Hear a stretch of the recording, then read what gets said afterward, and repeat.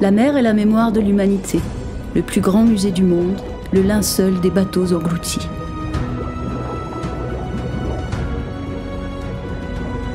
Cependant, chaque navire devenu épave n'a pas la même chance de témoigner de son existence.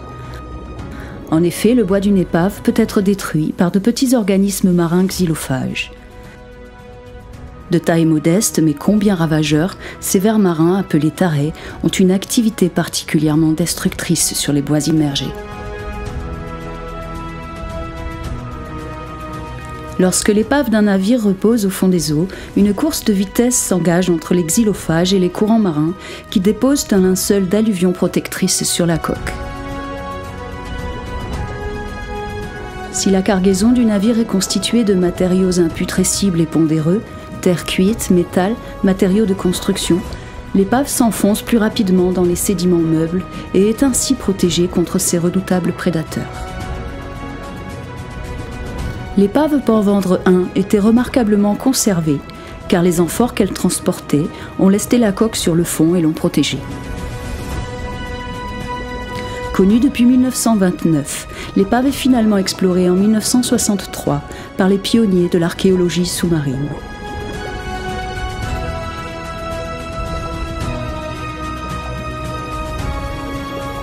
Lorsque les travaux d'aménagement du port se profilent à l'horizon des années 1970, l'épave a pris une telle place dans l'imaginaire des habitants de Port-Vendre et de la communauté scientifique qu'il devient impossible de l'abandonner et de la sacrifier. Cette prise de conscience collective a mobilisé à la fois des techniciens, des ingénieurs, des historiens et le ministère de la Culture dans le but de préserver l'épave et d'explorer ainsi cette page d'histoire sur le commerce et l'architecture navale du IVe siècle après Jésus-Christ.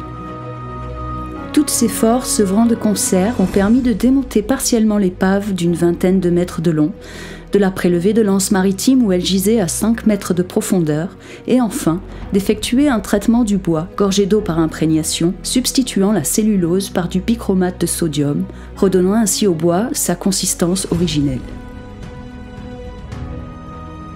Les amphores ont été étudiées et elles nous renseignent sur la provenance et la destination du navire.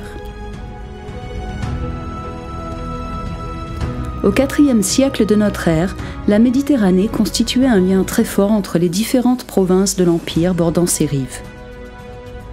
Les navires sillonnant les eaux de mars à novembre, respectant la trêve d'hiver que les Romains appelaient mare clausum, furent les instruments privilégiés de ces échanges. Du blé depuis les Mauritanies, des métaux, de l'huile, du vin et du garum de la province de Bétique ou de Lusitanie, sans oublier le vin de Méditerranée orientale. Le navire Port-Vendre 1, grâce à sa cargaison, nous permet d'imaginer son trajet depuis l'embouchure du Guadalquivir ou d'un port situé à proximité comme Cadix.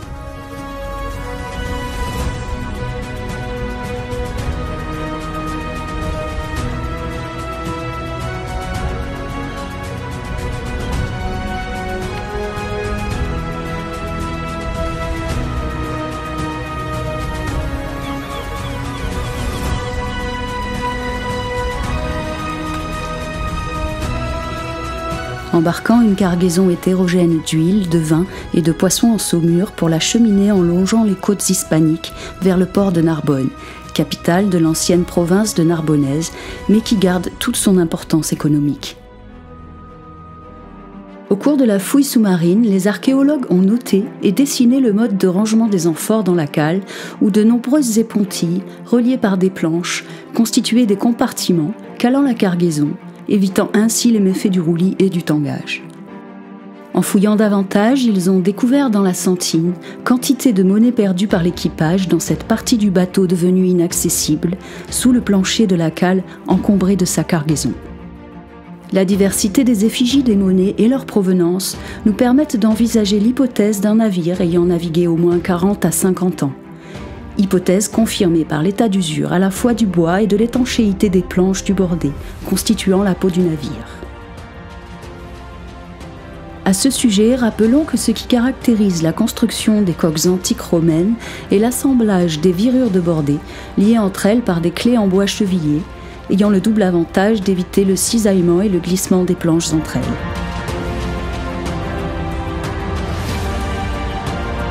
De nos jours, les planches appelées aussi virures de bordée sont clouées sur la membrure ou squelette. Si le bateau avait pu poursuivre sa route, Narbonne aurait été vraisemblablement son port de destination. Au début des années 2000, une équipe de chercheurs a découvert le grand port oublié de Narbonne. Ils ont mis au jour un chenal reliant la ville à la lagune de Bages. En l'état actuel des recherches, on peut penser que les navires au fort tirant d'eau, comme celui de Port-Ventre, contenant au moins 1500 à 2000 amphores, soit une centaine de tonnes métriques, accostaient à l'entrée de ce chenal. De là, des allèges ou embarcations de faible tonnage, 100 à 200 amphores environ, acheminaient ensuite les marchandises vers des entrepôts situés plus près de la ville. Parmi toutes les hypothèses du naufrage du navire de lance Gerbal à Port-Ventre, il en est une que nous privilégions, celle qui permet d'imaginer le navire croisant le cap Béart par beau temps. Toutefois, le capitaine, constatant une voie d'eau, essaie tout d'abord de la résorber en utilisant la pompe de cale tout en poursuivant sa route.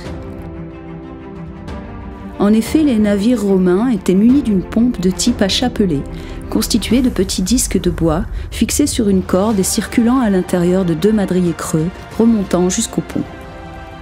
L'ensemble est mis en mouvement par une roue dentée actionnée sur le pont par un membre d'équipage. L'eau aspirée du fond de la sentine arrive alors dans un bac placé sur le pont, d'où des tuyaux de plomb l'évacuent à l'extérieur. Constatant ensuite que la voie d'eau était plus importante et qu'il ne pouvait pas la résorber au moyen de la pompe, le capitaine essaie alors de gagner un abri naturel, bien connu des marins romains dans l'actuelle anse Gerbal. Afin de colmater l'orifice, il utilise une voile ou prélat disposée à l'extérieur de la coque. 2 petites embarcations glissent alors la voile sous la carène, probablement le souparome, amené et retenu par 2 écoutes alors que le bateau continue d'avancer sur son aire. La voile est appliquée fermement sur la coque au moyen d'écoutes bordées et la zone d'infiltration est ainsi colmatée.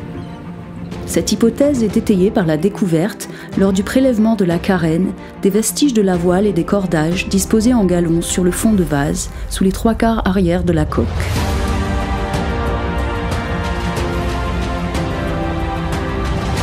Imaginons ensuite un virement de bord après avoir dépassé les 2 écueils à l'entrée de la passe et un accostage dans l'anse à proximité de l'actuelle halle aux poissons.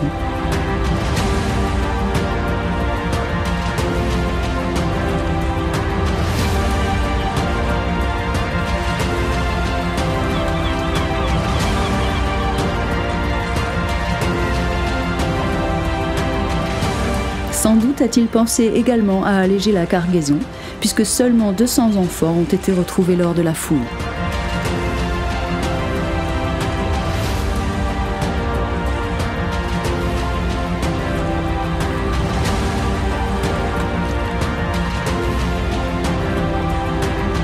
La suite peut être aisément imaginée. Le bateau, lesté par l'eau d'infiltration et son reste de chargement, ne tarde pas à rejoindre le fond de la mer, figeant ainsi cet épisode du commerce maritime romain et ses péripéties pour les 1500 ans à venir.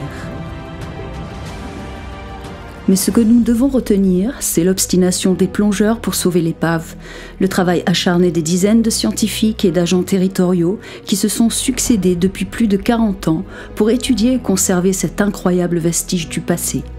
La première épave de bateaux anciens retirés des eaux en France et la 3e dans le monde après le Vasa en Suède et le bateau punique de Marsala en Italie.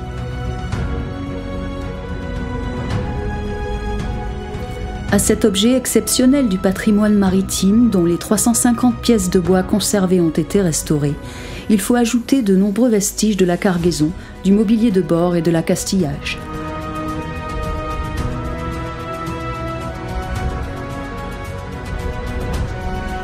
Afin de faire ressurgir ce patrimoine du passé, le parc naturel marin du golfe du Lion a initié en 2015 un projet d'évaluation de l'état de conservation de ce navire, resté entreposé à sec durant une 30aine d'années.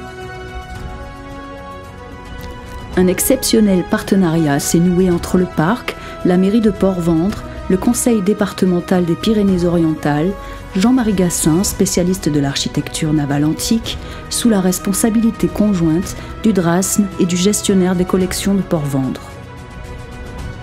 3 mois de chantier intense ont permis de démontrer que de belles perspectives pouvaient être envisagées pour la valorisation de cette prestigieuse épave, inscrite profondément dans la mémoire collective de ce territoire. Un véritable travail d'équipe s'est poursuivi et une enquête minutieuse a permis la réalisation de ce film, dont l'objectif, l'espoir même, est de transmettre au public ce qui constitue à ce jour une découverte unique dans le monde de l'archéologie sous-marine.